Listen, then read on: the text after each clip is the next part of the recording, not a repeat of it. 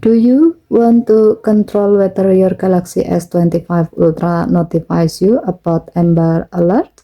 Let's see how to turn them on or off in just a few taps.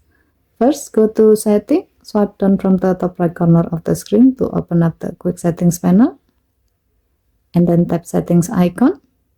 Scroll down the screen, tap Notification, tap Advanced Setting, scroll down the screen, tap Wireless Emergency Alert.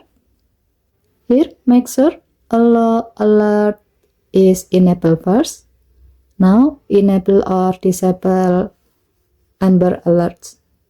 If you want to stay informed about critical child safety cases, keep this option on.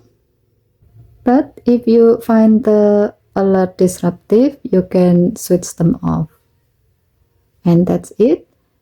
Now you know how to manage Amber Alerts on your Galaxy S25 Ultra, so you are always in control of the notification you receive. Okay, thank you for watching. Please help to like and subscribe. Have a nice day.